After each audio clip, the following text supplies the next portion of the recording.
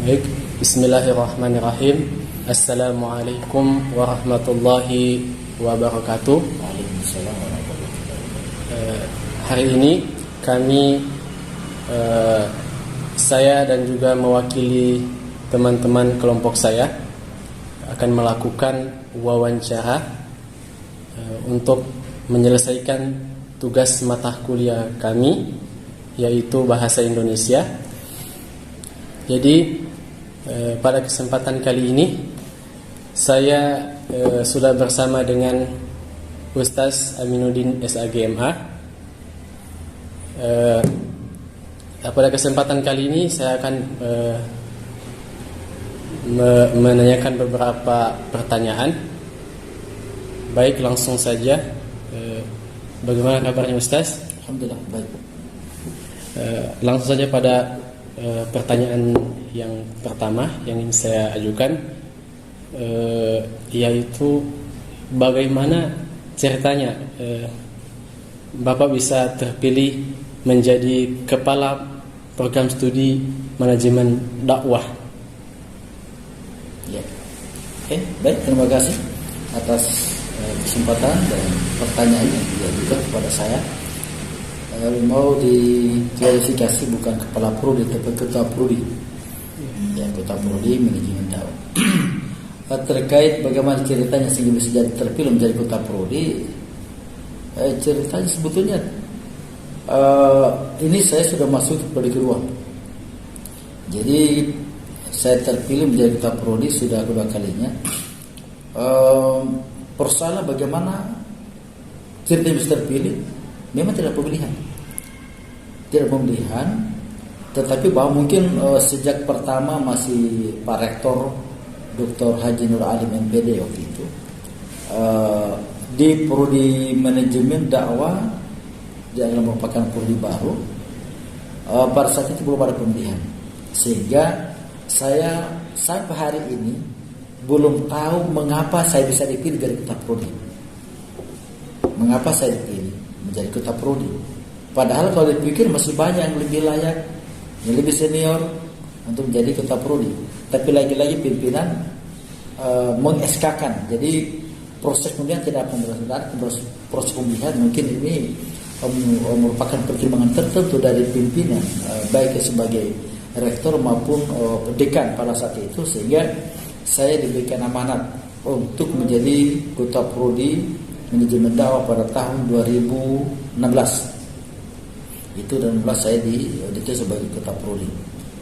Nah, memang karena ketua prodi baru, prodi program studi baru, jadi agak sulit memilih menentukan siapa dari kaprodi, sebab kaprodi atau prodi sebelumnya sudah ada, dan itu rata-rata pada saat itu masih minta pendidikan. Nah, kalau sisi background, saya background bukan orang manajemen, tapi saya tidak tahu apa pertimbangan pimpinan sehingga saya di-SK-kan menjadi ketua prodi pada saat itu untuk periode pertama pada 2016 itu. Sesungguhnya bukan hanya prodi manajemen dakwah, tetapi bahkan saya pernah dituju sebagai pelaksana. Pertama sebagai pelaksana kaprodi manajemen dakwah, setelah itu di-SK-kan menjadi kaprodi. Tapi di samping manajemen dakwah, saya juga menjadi pelaksana ketua prodi pengembangan masyarakat Islam, PMI.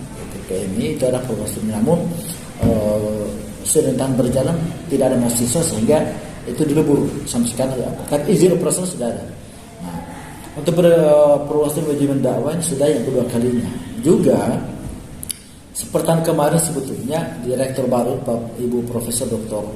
Faizah binti Awad MPD memang waktu itu membuka peluang siapa yang akan mengajukan diri untuk menjadi kaprodi. Nah, bagi yang bersangkutan, dan itu ada edaran, bagi yang bersedia silakan buat pernyataan untuk menjadi ketua. Saya tidak juga mengajukan diri, tidak membuat pernyataan menjadi ketua prodi sebagai ketua prodi manajemen dakwah. Tetapi wala alam, mengapa tiba-tiba saya di-SK-kan? Lagi-lagi bahwa itu di-SK-kan, tidak ada melalui proses pemilihan seperti yang lain, tidak ada. Saya sama dengan wakil dekan juga tidak ada pemilihan. Itu penunjukan langsung dari pimpinan. Bukan penunjukan, mereka mengajukan. Tapi kalau ketua prodi tidak ada pemilihan, dan juga saya tidak mengajukan. Cuma mungkin waktu itu sudah tidak ada yang lain. Lagi pula di manajemen dakwah siapa yang senior? Ada yang lebih senior, tapi mereka yang mantan pejabat. Jadi sehingga pimpinan mungkin tidak mengeskakan mereka. Kalau saya memang pernah jadi kaprodi di periode yang lalu. Nah, ini sudah masuk ke periode kedua di kepemimpinan rektor saat ini, Profesor Dr. Faizal bin Awad MPD. Saya kira itu. Baik, apa kendala yang Bapak temukan selama menjadi ketua prodi manajemen dakwah? Kendala apa maksudnya? Kendala apa? Iya, kendala pada saat Bapak sudah menjadi kepala prodi. Saya kira kendala juga tidak ada kendala yang saya hadap terlalu urgent bagi saya. Tetapi dalam hal pada saat penyusunan penyusunan borak untuk akreditasi, kendala kaprodi tidak ada. Tetapi yang menjadi kendala dalam pengajuan kaprodi adalah pengajuan akreditasi adalah soal dosen yang backgroundnya dari manajemen dakwah itu belum ada. Jadi kendala yang kalau persoalan memang kendala dari sisi dosen prodi. Ini yang menjadi masalah, menjadi kendala kami karena belum ada yang backgroundnya dari manajemen dakwah, sehingga untuk di proses manajemen dakwah ini dosennya terpaksa kita karena belum ada manajemen dakwah khusus, ya kita ambil manajemen umum. Ada yang manajemen marketing, atau manajemen pemasaran, ada dari manajemen sumber daya manusia, ada dari manajemen pendidikan. Inilah yang kita masukkan sebagai dosen dosen tetap program studi manajemen dakwah. Itu yang kendala yang saya hadapi dalam hal soal dosen. Kami sangat masih kekurangan terkait dengan SDM atau dosen yang latar belakangnya dari manajemen dakwah. Itu. Kemudian sehingga beberapa kali saya mengajukan dosen untuk dosen prodi itu, misalnya dosen manajemen haji dari wisata keagamaan. Ini sudah ketiga kali mengajukan, belum ada. Ini kendala yang saya hadapi sebagai kaprodi, sehingga ya berjalannya dalam proses. Tapi proses bukan berjalan. Cuma tadi yang saya maksud adalah dari pengadaan dosen yang ada latar belakangnya dari manajemen dakwah yang sangat. Itu dari aspek SDM. Kemudian kendala yang selainnya adalah terkait juga SDM-nya tadi, masalah staff khusus yang ditempatkan di manajemen dakwah itu tidak ada. Artinya yang memang latar belakangnya dari administrasi tidak ada. Sehingga yang membantu saja untuk memudahkan atau memperlancar proses administrasi di prodi manajemen dakwah, ya kita pengangkatan dosen non PNS, yaitu yang ditempatkan di manajemen dakwah. Juga ada dosen pemasaran, itu perempuan, Ibu Ardina juga ditempatkan sebagai yang membantu saya di pengelolaan administrasi di manajemen dakwah. Jadi kendalanya itu tadi yang saya hadapi, saya rasakan. Harapan saya tentunya ke depan itu di era saya, di pasca saya bisa dibenahi soal tenaga administrasi di manajemen dakwah, supaya kegiatan apa saja itu bisa berjalan lancar sebagaimana diharapkan. Gitu. Baik. Target-target apa saja yang ingin dicapai di masa kepemimpinan Bapak? Sebetulnya dari awal saya punya target bagaimana program studi manajemen dakwah bisa terakreditasi, sehingga pada tahun 2016 kemarin saya dianggap kapolri. Kemudian 2016 kita adakan akreditasi pertama. Itu harapan saya bisa akreditasi manajemen dakwah bisa meningkat. Bisa bukan meningkat, bisa, karena baru pertama. Saya berharap bahwa dia bisa meningkat akreditasinya menjadi B. Nah, namun pada saat kami akreditasi kemarin di pertama itu hampir saja ke B, itu target saya bagaimana manajemen bisa bisa meningkat akreditasinya. Yang tadinya C, karena waktu itu memang tinggal 11 angka ke B, ya hanya faktornya itu pada saat itu adalah karena belum ada alumni, karena ini prodi baru. Nah makanya harapan seperti itu. Pada tahun 2018 kemarin, 2020 kita coba akreditasi lagi dengan hanya saja bukan lagi 7 standar, tetapi 9 kriteria. Ini satu-satunya prodi yang memang yang diakreditasi dengan menggunakan 9 kriteria. Yang Kendari ini adalah Program Studi Manajemen Dakwah. Nah, kami juga berusaha untuk bagaimana harapan itu bisa terpenuhi, bisa bisa meningkat. Tapi lagi-lagi karena kami sistem yang digunakan bukan lagi 7 standar. Andaikan 7 standar sudah pasti kami bisa ke B. Hanya saja karena dia bukan lagi 7 standar tapi 9 kriteria, dan 9 kriteria ini tidak mudah untuk mencapai untuk mendapatkan akreditasi baik saja itu sulit sekali. Apalagi akreditasi amat baik atau baik sekali itu susah. Lebih-lebih keunggul. Nah, harapan ini kemudian yang saya harapkan bisa meningkat, bisa naik statusnya tadi dari katakan dari baik menjadi baik sekali. Nah, tapi masih ada hambatan karena masih ada beberapa hambatan. Inilah kemudian harapan saya bahwa ke depan nanti ini target saya ke depan mudah-mudahan pengganti saya nanti kalau sudah terpilih ini kita akan bantu bagaimana bisa meningkat akreditasi. Itu terus yang kita memang yang paling utama persoalan akreditasi bisa harus ditingkatkan supaya karena ini berdampak pada alumni yang akan datang. Jadi harapan saya bahwa akreditasi meningkat. Nah, sekarang kita lagi berbagai hal kita benahi termasuk dalam aspek penelitian dan pengembangan masyarakat. Baik, kemudian mengapa calon mahasiswa harus memilih program studi manajemen dakwah? Yakni apa aja begitu keunggulannya yang didapatkan? Saya kira kalau mau ditanya sebab kami dalam mensosialisasikan program studi manajemen dakwah proses, karena saya termasuk tim sosialisasi itu tidak pernah saya mensosialisasikan khusus program studi manajemen, tapi semua prodi yang ada di IAIN saya sosialisasikan. Tetapi bahwa kalau ditanya mengapa mahasiswa bisa memilih prodi manajemen, saya hari ini belum bisa menjawab. Tetapi yang kita lakukan adalah di program studi kami menyiapkan berbagai hal, misalnya kita perbaiki kurikulumnya. Karena mungkin ini karena yang bisa ditanya ini, Mas, mengapa Anda memilih? Kalau itu benar, jadi mengapa memilih manajemen dakwah? Nah, itu bisa ditanya mahasiswa. Tetapi kalau kami di program manajemen dakwah ini, prodi manajemen dakwah hanya bagaimana kita membuat kurikulum, merancang kurikulum yang kurikulum kemudian nanti bisa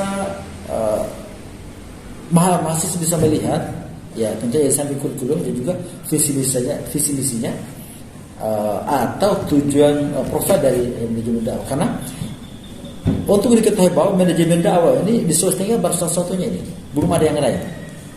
Belum ada satu fakultas di Sulawesi Tenggara ini yang membuka program studi manajemen dakwah. Jadi kalau mungkin masih penasaran mengapa melihat ini, mungkin ada sesuatu yang mereka lihat. Tetapi bahwa target kita ke depan masih alumni manajemen dakwah, nanti mereka ini bisa mahir di bidang pengelolaan dakwah yang profesional. Yang di samping itu juga mereka bisa jadi manajer di bidang haji dan umrah, karena memang di sini program unggulan dari manajemen dakwah adalah mereka sebagai konsultan ekonomi, kemudian menjadi konsultan di bidang lembaga dakwah, juga menjadi konsultan di bidang haji dan umrah. Ini jasa satu-satunya. Jadi proses manajemen dakwah jadi mendidik mereka agar mereka bisa paham tentang bagaimana pengelolaan atau memanage masalah haji dan umrah di masa yang akan datang.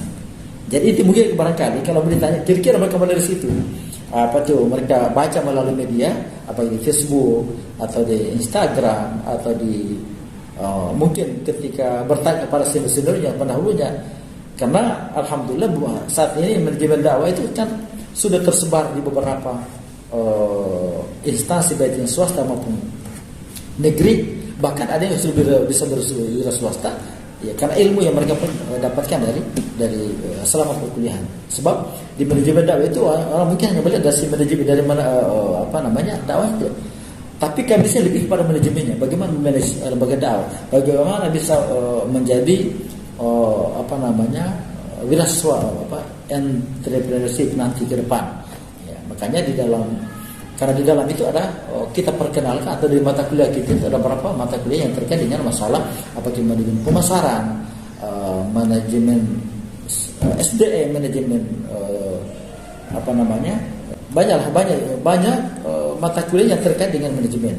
Nah, sehingga ini mungkin yang tertarik para mahasiswa masuk di apalagi masalah program unggulan dan masalah haji dan umrah itu yang menjadi program unggulan kami. Dari tahun ke tahun, apakah jumlah pendaftar di jurusan manajemen dakwah ini terus naik ataukah sebaliknya? Kalau soal itu saya kira hampir merata, hampir seluruh prodi kecuali misalnya di tarbiyah yang merupakan program studi tertua itu hampir setiap tahun mereka meningkat. Kalau kami di fakultas itu hampir naik turun, kadang-kadang naik, kadang turun. Kalau di manajemen dakwah memang dari awalnya itu hanya berapa? Pernah aja dari 11 mahasiswa. Setelah itu turun jadi 5 mahasiswa. Setelah itu menjadi naik 7 sampai seterusnya naik terus. Naik terus nanti pada saat puncaknya itu 2019 sampai tembus 42 orang mahasiswa. Artinya naik. Nah, kemudian 2020 karena pandemi, boleh turun lagi. Turun sekitar 20-an. Setelah itu naik lagi. Setelah itu turun. Nah, baru-baru ini 2022 menurun. Dan itu hampir seluruh prodi itu menurun. Karena ini masih efek dari pandemi tadi. Tentunya kira begitu. Jadi naik turun, tidak naik turun. Sekian sama dengan prodi-prodi yang lain sama begitu. Baik. Kemudian kira-kira apa saja program-program yang sedang berlangsung sekarang di jurusan program studi manajemen dakwah? Kalau programnya baru kami tuntaskan. Jadi kami sekarang ini saat ini sudah ada program sudah selesai. Ya, mulai kemarin itu kita memprogram pelatihan pemasaran digital. Itu program yang dibuat oleh manajemen dakwah. Kemudian program kolaborasi tentang dakwah lingkungan itu juga semua. Itu kolaborasi dengan fakultas. Kemudian pengabdian pada masyarakat. Kami lakukan itu program kami pengabdian pada masyarakat terkait dengan teori dan praktek manasik haji yang kami lakukan di Desa Ambaitua, Konawe Selatan. Itu program yang telah kami lakukan. Sebelumnya juga pelatihan manajemen zakat dan zakat fitrah, pengelolaan zakat infak dan sedekah. Itu program yang di tahun 2022 yang baru dan ini sudah selesai semua. 2000 tentunya kami sudah siapkan program untuk tahun 2023 sudah. Itu sudah siap, tinggal kita action kalau untuk program. Ya. Baik. Kemudian bagaimana prospek kerjanya ketika mahasiswa manajemen dakwah telah lulus kuliah? Ya, seperti saya kata-kata dari awal bahwa mereka nanti ini begitu selesai kuliah, maka mahasiswa bisa nanti berpulang bisa menjadi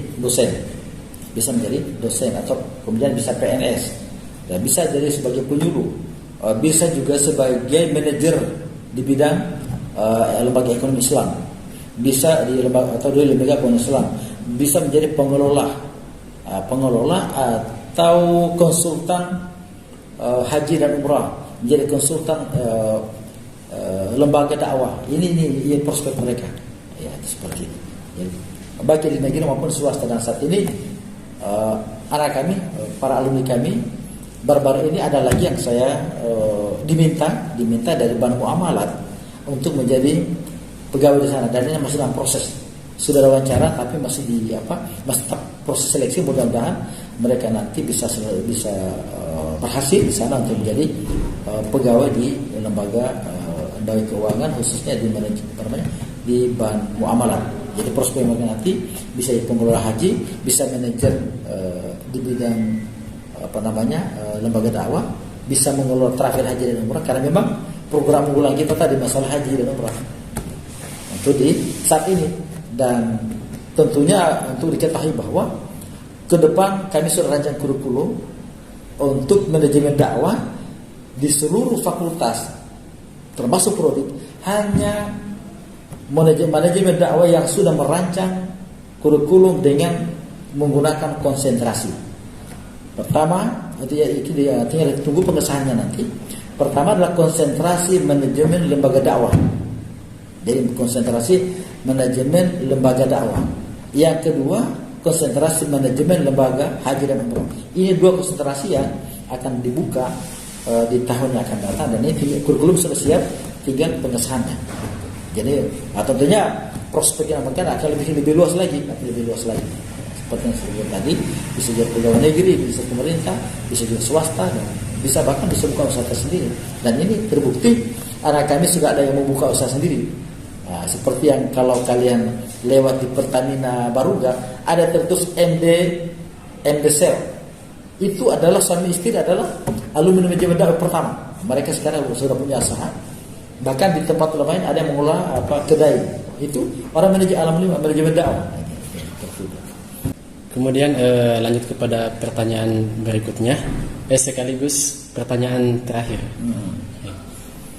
Apa saja harapan terbesar Bapak untuk mahasiswa di zaman milenial sekarang? Tentunya untuk mahasiswa sekarang janganlah berpangku tangan, harus mengikuti perkembangan zaman, harus lebih banyak mengolah,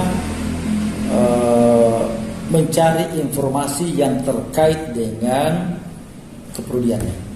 Dengan demikian mahasiswa itu bisa beradaptasi dengan zaman, jangan ketinggalan zaman. Jadi meskipun kita adalah fakultas usul dan dakwah, tidak berarti bahwa kita bisa dakwah, tapi tidak bisa kita bisa beradaptasi dengan perkembangan zaman yang ada. Tentunya harus lebih kreatif, lebih inovatif nanti, lebih berkembang lagi di masa yang akan datang. Itu yang kita harapkan pada mahasiswa di era milenial sekarang ini. Jadi bisa beradaptasi dengan kondisi atau dengan zaman yang sedang di jalan saat ini. Ya, saya kira.